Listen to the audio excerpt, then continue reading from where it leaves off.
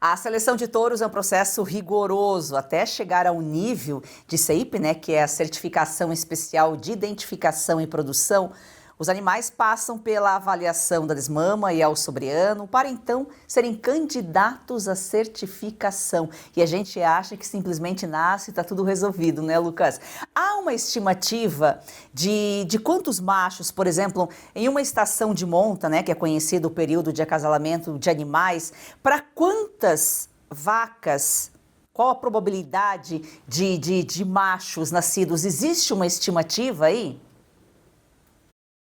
Numa estação de monta, nós temos aí uma projeção que varia entre 50% de macho e fêmea. Porém, de dentro de toda a estação que vão se tornar touros, eu consigo colocar somente 30% de uma próxima avaliação que vão se tornar realmente animais melhoradores, uns touros reprodutivos. Por isso que a gente diz que a nossa pressão de seleção é muito forte, porque não basta só ter o N de animais, elas vão passando por filtros para se tornar ali o nicho genético dentro do grupo jacarezinho. Ou seja, nem todo macho pode se tornar touro. Por quê? É um trabalho feito aí com genética e várias outras avaliações, critérios. Exatamente. Quando eles nascem, eles já passam por um rigoroso critério de avaliação, esse acompanhamento. Eles são denominados por grupos contemporâneos que a gente fala, que esses grupos eles ficam no mesmo pasto, tomando o mesmo sol, a mesma chuva e comendo a mesma quantidade de alimentos fornecidos pela fazenda. Então eles são é uma briga constante entre eles, uma disputa, né, para ver qual deles se destaca mais. E esses dados eles rodam não só dentro da Jacarezinho, de toda a associação, no nosso caso da CIA de melhoramentos. Então eles competem entre si, mostrando quais são os melhores para estar superior geneticamente para ser atendido como um touro reprodutor. E esse período aí de quanto tempo, mais ou menos, essa disputa?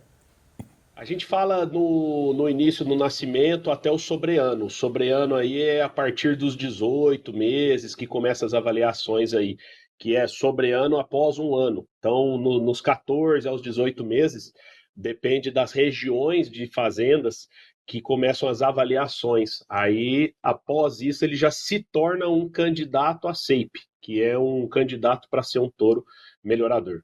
Que aí ele recebe esse certificado, né?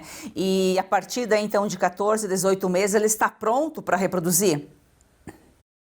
A gente tem a primeira rodada, vamos dizer assim, de índices concretos para tal.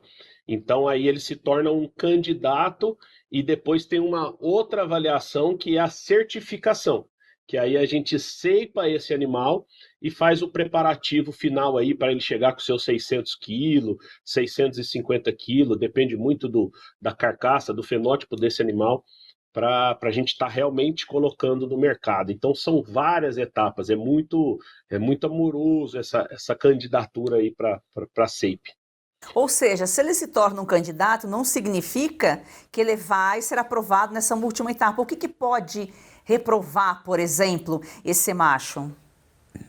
Exatamente, ele é um candidato e nós temos, além da métrica estipulado pelo MAPA, pelo Ministério da Agricultura, no qual eu só posso certificar 25% dos meus animais, eles ainda passam por um crivo que é de aprumo, racial e às vezes um índice, como é genômico, o índice genômico ele consegue te dar uma acurácia nas informações de mais de 70%, eu consigo começar a fazer uma seleção desses animais. Então, por um índice, às vezes, que não atinge o mínimo, ou por alguma questão de aprumo, ou por alguma questão de racial, que ele se torna desclassificado.